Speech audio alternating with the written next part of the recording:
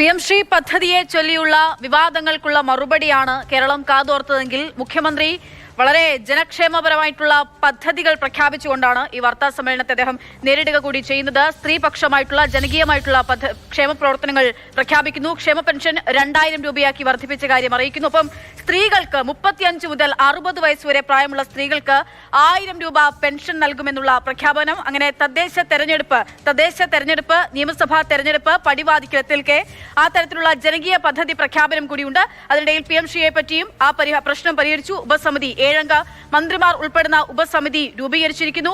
ഒപ്പം തന്നെ SIR-ൽ സർവകക്ഷി യോഗം വിളിച്ചിരിക്കുകയാണ്. എല്ലാ രാഷ്ട്രീയ പാർട്ടികളും ചേർന്ന് നവംബർ 5-ന് നടക്കുന്ന സർവകക്ഷി യോഗത്തിൽ അതിലൊരു തീരുമാനമെടുക്കും. അങ്ങനെ എല്ലാ വിവാദങ്ങൾക്കുള്ള മറുപടിയൊക്കെ മുഖ്യമന്ത്രി പറയുന്നുണ്ട്. ഇതിൽ കൂടുതൽ വിശദീകരണം എനിക്കുണ്ട്, പക്ഷേ ഇപ്പോൾ പറയേണ്ടതില്ല എന്നുൾപ്പെടെയുള്ള കാര്യങ്ങളാണ് അദ്ദേഹം പറയുന്നത്. മാർഷൽ വി സെബാസ്റ്റ്യൻ പൂർണ്ണ രൂപം നൽകും വാർത്താ സമ്മേളനത്തിൻ്റെത്. മാർഷൽ, വിവാദങ്ങൾക്കുള്ള വിശദീകരണം മാത്രമല്ല മുഖ്യമന്ത്രി നൽകുന്നത്, വിവിധ ക്ഷേമ പദ്ധതികളുടെ പ്രഖ്യാപനം കൂടിയാണ്.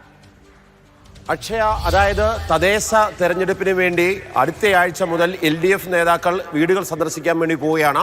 ആ ഭവന സന്ദർശനത്തിന് മുന്നോടിയായിട്ട് ക്ഷേമ പെൻഷൻ ഉൾപ്പെടെ വർദ്ധിപ്പിച്ചുകൊണ്ട്, അതായത് തെരഞ്ഞെടുപ്പിലേക്കാണ് ഇനിയും പോകുന്നത്. ആ തെരഞ്ഞെടുപ്പിനെ മുന്നിൽ കണ്ടുകൊണ്ടുള്ള വമ്പൻ പ്രഖ്യാപനങ്ങളാണ് പ്രധാനമായിട്ടും ഇന്നത്തെ മന്ത്രിസഭാ യോഗ തീരുമാനമായിട്ട് അറിയിച്ചത്. 1-ാം തീയതി പ്രത്യേക നിയമസഭാ സമ്മേളനം ചേരുന്നുണ്ട്.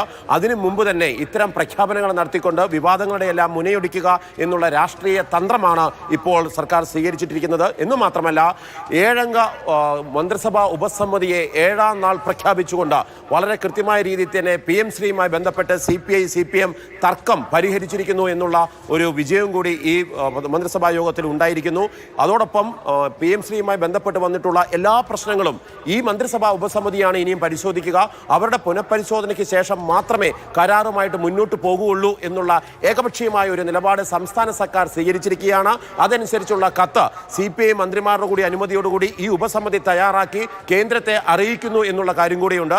അങ്ങനെ വന്നാൽ എങ്ങനെയാണ് PM ശ്രീയിലെ തുടർ നടപടികൾ എന്നുള്ള ചോദ്യങ്ങളെയെല്ലാം അവിടെ നിർത്തുകയാണ് മുഖ്യമന്ത്രി. തുടർ നടപടികളെല്ലാം എങ്ങനെയായിരിക്കുമെന്നുള്ളത്, ഭാവി തീരുമാനങ്ങൾ എങ്ങനെയായിരിക്കുമെന്നതെല്ലാം ഈ മന്ത്രിസഭാ ഉപസമിതിയുടെ അടിസ്ഥാനത്തിൽ മാത്രമേ മുന്നോട്ട് പോകൂ എന്നുള്ള ഒരു ഉറപ്പ് CPIക്ക് നൽകിയിരിക്കുന്നു. അതോടുകൂടി PM ശ്രീയുമായി ബന്ധപ്പെട്ടിട്ടുള്ള എല്ലാ വിഷയങ്ങളും താൽക്കാലികമായി പരിഹരിക്കുവാൻ വേണ്ടി ഇന്നത്തെ മന്ത്രിസഭാ യോഗത്തിലൂടെ കഴിഞ്ഞിരിക്കുകയാണ്. ഇനിയും വരാനിരിക്കുന്നത് തെരഞ്ഞെടുപ്പാണ്. അതിനു മുന്നിലേക്ക് ഐക്യത്തോടെ ഒറ്റക്കെട്ടായി മുന്നോട്ട് പോകുവാൻ വേണ്ടിയിട്ടുള്ള ഒരു നീക്കം ഇന്നത്തെ മന്ത്രിസഭാ ഉപസമിതി യോഗത്തോടു കൂടി അവർ നടപ്പാക്കിയിരിക്കുന്നു. അതുതന്നെയാണ് CPIയുടെ സംസ്ഥാന സെക്രട്ടറി ബിനോയ് വിശ്വം പറഞ്ഞത്. ഇത് ഏതെങ്കിലും ഒരു പാർട്ടിയുടെ വിജയമായിട്ട് ഞങ്ങൾ എടുക്കുന്നില്ല, ഇടതുമുന്നണിയുടെ മഹാവിജയമായിട്ട് ഞങ്ങൾ ഇതിനെ കാണുന്നു. ആ രീതിയിൽ സംഘപരിവാർ അജണ്ട നടപ്പാക്കുവാൻ വേണ്ടിയുള്ള ശ്രമമുണ്ടെങ്കിൽ അതിനെ എതിർക്കുമെന്ന് മുഖ്യമന്ത്രി പറയുന്നുണ്ട്. എന്നാൽ ഇക്കാര്യത്തിൽ PM ശ്രീയുമായി ബന്ധപ്പെട്ട് നിങ്ങളുടെ ചോദ്യങ്ങൾക്കെല്ലാം എനിക്ക് മറുപടിയുണ്ട്. എന്നാൽ മന്ത്രിസഭാ ഉപസമിതിയെ നിശ്ചയിച്ച സാഹചര്യത്തിൽ അത്തരം കാര്യങ്ങളെക്കുറിച്ച് ഞാൻ സംസാരിക്കുന്നില്ല എന്നാണ് മുഖ്യമന്ത്രി പറഞ്ഞിരിക്കുന്നത്. ഒരുപക്ഷെ നമുക്കിതിനെ വ്യാഖ്യാനിക്കണമെങ്കിൽ ഈ വിഷയത്തെ മന്ത്രിസഭാ ഉപസമിതി എന്നുള്ള ഒറ്റ തീരുമാനത്തിലേക്ക് മാറ്റി നിർത്തിക്കൊണ്ട് മറ്റു വാചകങ്ങൾക്ക്, അല്ലെങ്കിൽ CPIക്കോ മറ്റ് രാഷ്ട്രീയ കക്ഷികൾക്കോ ഒന്നും തന്നെ മറ്റു വാചകങ്ങൾക്ക് ഇട കൊടുക്കാത്ത രീതിയിലേക്ക് പ്രശ്നം പരിഹരിക്കുവാൻ വേണ്ടി സാധിക്കുന്നു എന്നുള്ളതാണ് കഴിഞ്ഞ ഒരാഴ്ച നീണ്ട തർക്കത്തിനൊടുവിൽ നമുക്ക് മനസ്സിലാക്കാൻ വേണ്ടി സാധിക്കുന്നത്. PM ശ്രീ അങ്ങനെ ഒരു വശത്തേക്ക് മാറ്റി നിർത്തിക്കൊണ്ട് ജനകീയ പ്രഖ്യാപനങ്ങൾ നടത്തിക്കൊണ്ടാണ് സർക്കാർ മുന്നോട്ട് പോകുന്നത്. ഇതിനെല്ലാമുള്ള പണം എവിടെ നിന്ന് ലഭിക്കുമെന്നുള്ളതിന് അദ്ദേഹത്തിന് മറുപടി, പണമുള്ളത് കൊണ്ടാണ് ഇത് നടപ്പാക്കുന്നത്. നമ്മുടെ സംസ്ഥാനം കേരളം എന്ന സംസ്ഥാനം ഇന്ത്യ മഹാരാജ്യത്തെ ഏറ്റവും ഉന്നതിയിലേക്ക് നിൽക്കുന്നു. അത് ഞങ്ങൾ പറയുന്ന കണക്കല്ല, ദേശീയ തലത്തിലുള്ള കണക്കെടുപ്പുകളുടെ ഭാഗമാണ് എന്നുള്ള ഒരു പ്രഖ്യാപനം കൂടി അദ്ദേഹം നടത്തുന്നുണ്ട്. ഇതെല്ലാം സൂചിപ്പിക്കുന്നത് വിവാദങ്ങൾക്കല്ല, വികസനത്തിന് വേണ്ടിയാണ് ഞങ്ങൾ മുന്നോട്ട് പോകുന്നതെന്നുള്ള രാഷ്ട്രീയ അജണ്ടയാണ് തെരഞ്ഞെടുപ്പിന് തൊട്ടു പിന്നാലെ അദ്ദേഹം വെച്ചിരിക്കുന്നത്. എന്നു മാത്രമല്ല, SIR-മായി ബന്ധപ്പെട്ടുള്ള വിഷയങ്ങളിൽ വോട്ടെടുപ്പിലെ തീവ്ര പരിശോധന നടക്കുമ്പോൾ അതിലുള്ള എതിർപ്പ് മുഖ്യമന്ത്രി പരസ്യമായിട്ട് പ്രഖ്യാപിക്കുകയും ചെയ്തിരിക്കുകയാണ്.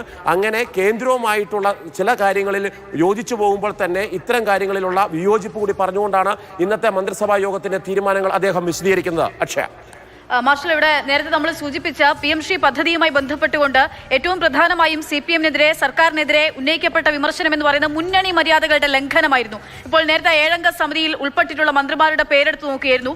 ഓരോ ഘടകകക്ഷിയിലുമുള്ള മന്ത്രിമാരുടെ പ്രാതിനിധ്യം ഉറപ്പുവരുത്തിക്കൊണ്ടാണ് ആ ഉപസമിതി രൂപീകരിച്ചിരിക്കുന്നത്, അല്ലേ? തീർച്ചയായിട്ടും വിദ്യാഭ്യാസ മന്ത്രി വി ശിവൻകുട്ടി അധ്യക്ഷനായിട്ടുള്ള ഈ 7-അംഗ സമിതിയിൽ റവന്യൂ മന്ത്രി കെ രാജൻ, അതോടൊപ്പം തന്നെ പി പ്രസാദ് കൃഷിമന്ത്രി, ഇവർ രണ്ടുപേരുമാണ് CPI നേരത്തെ എക്സിക്യൂട്ടീവ് നിശ്ചയിച്ച് ഈ വിഷയത്തെക്കുറിച്ച് പഠിക്കാൻ വേണ്ടി നിയോഗിക്കപ്പെട്ടിരുന്ന മന്ത്രിമാർ. അവരെ കൂടി ഈ പദ്ധതിയിൽ, ഈ ഉപസമിതിയിൽ ഉൾപ്പെടുത്തിയിരിക്കുന്നു എന്നുള്ളതാണ്. പിന്നീട് കക്ഷി നേതാക്കളായിട്ടുള്ള AK ശശീന്ദ്രനെയും അതോടൊപ്പം തന്നെ റോഷി അഗസ്റ്റിനെയും ഉൾപ്പെടുത്തിയിരിക്കുന്നു. മറ്റൊന്ന് പ്രധാന കാര്യം, P രാജീവ് നിയമമന്ത്രി കൂടി ഇതിനകത്ത് ഉൾപ്പെട്ടിട്ടുണ്ടെന്നുള്ളതാണ്. അങ്ങനെ ഈ മന്ത്രിമാരെ എല്ലാവരെയും, K കൃഷ്ണൻകുട്ടി അദ്ദേഹം കൂടി ഇതിനകത്ത് ഉൾപ്പെട്ടിട്ടുണ്ട്. അങ്ങനെ 7 പേരെയും ഉൾപ്പെടുത്തിക്കൊണ്ടുള്ള മന്ത്രിസഭാ ഉപസമിതി രൂപീകരിച്ചിട്ട് അവർ ഈ വിഷയത്തെക്കുറിച്ച് പഠിക്കുന്നു. അത് പുനഃപരിശോധനയ്ക്ക് ശേഷമുള്ള റിപ്പോർട്ട് ലഭിക്കുന്നു. എന്നാൽ എന്നാണ് ഈ റിപ്പോർട്ട് തയ്യാറാക്കി നൽകുക, ആ റിപ്പോർട്ടിന്റെ തീരുമാനം എന്ന് വരും എന്നുള്ള ചോദ്യങ്ങൾ ഇപ്പോഴും അവശേഷിക്കുകയാണ്. ഇനിയും 2027 മാർച്ച് 31 വരെയുള്ള ഒരു കരാറിലാണ് കേരള സർക്കാർ ഒപ്പിട്ടതെങ്കിൽ ആ കരാർ മരവിപ്പിക്കുവാൻ വേണ്ടിയുള്ള കത്ത് എന്നയക്കും തുടങ്ങിയിട്ടുള്ള ചോദ്യങ്ങൾ ബാക്കി നിൽക്കുന്നു. ആ വിവാദങ്ങളെയെല്ലാം മന്ത്രിസഭാ ഉപസമിതിയുടെ തീരുമാനം എന്നുള്ള ഒറ്റ വാചകത്തിൽ നിർത്തിക്കൊണ്ടാണ് മുഖ്യമന്ത്രി പറഞ്ഞവസാനിപ്പിക്കുന്നത്. ഇനിയും ചോദ്യങ്ങൾക്ക് അവസരമില്ലാത്ത രീതിയിലേക്ക് വമ്പൻ പ്രഖ്യാപനങ്ങൾ നടത്തുമ്പോൾ PM ശ്രീയുമായി ബന്ധപ്പെട്ടുള്ള വിവാദം അലിഞ്ഞില്ലാതാകുമെന്നുള്ള ഒരു തന്ത്രം കൂടിയാണ് ഇന്നത്തെ മന്ത്രിസഭാ യോഗത്തിന് ശേഷം നടപ്പാക്കിയിരിക്കുന്നത്. ശരി, അതാണ് തീർച്ചയായും. കൂടുതൽ ചോദ്യങ്ങൾക്കൊന്നുമുള്ള അവസരമില്ല. വിവാദങ്ങൾക്ക് തൽക്കാലം മുഖ്യമന്ത്രി വിരാമമിട്ടിരിക്കുന്നു. വിരാമമിട്ടത് വമ്പൻ പ്രഖ്യാപനങ്ങളുമായി കൊണ്ടാണ്. മറ്റു ചോദ്യങ്ങൾക്ക് സാധ്യതയില്ലാത്തവണ്ണം, അല്ലെങ്കിൽ മറ്റു ചോദ്യങ്ങൾ ഇനി വേണ്ട, അത് ഇപ്പോൾ ഞാൻ വിശദീകരിക്കുന്നില്ല, എനിക്ക് മറുപടി ഉണ്ട്, പക്ഷേ ഞാൻ പറയുന്നില്ല എന്നുള്ളതാണ് പിണറായി വിജയൻ മാധ്യമങ്ങളെ കണ്ട് പറഞ്ഞ കാര്യം.